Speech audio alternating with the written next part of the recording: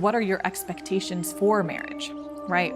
Having realistic expectations, because I'll tell you, like, that's one of the major issues that tends to come up, right? Where people have completely unrealistic expectations, and it makes sense that people have unrealistic expectations, right? Like, we have all of this media, like, forget about just movies and things like that. Yeah, movies, we all know, and TV shows, we all know, are completely unrealistic portrayals of healthy relationships, right? We know that. But even more are what real people portray through media, through social media. Right? Real people and the way that they portray their relationships on social media are completely false and completely unrealistic.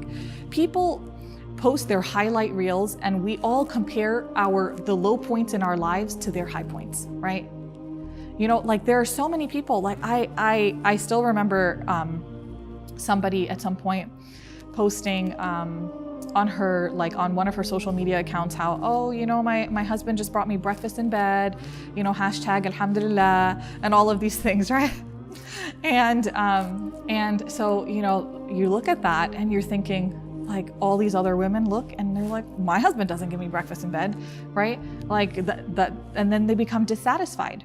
And then later on, about a year later, the same person reaches out to me and tells me that she's actually struggling with domestic violence with her husband, right? So people portray what they choose to portray, and it is unrealistic. And it's really important for us to know that, so that we can maintain realistic expectations, which is very, very hard to do. And so if your spouse is not perfect for you, if your spouse doesn't obtain perfection, then the marriage is doomed, right? And so people have these unrealistic expectations. And so it's called all or nothing thinking, black and white thinking, right? It's either I get everything or it's not worth it.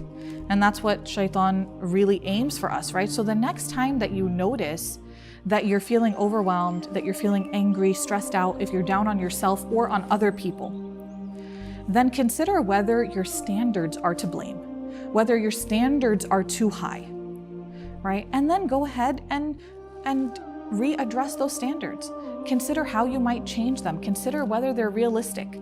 If somebody were holding me up to these same standards, would I be able to achieve them?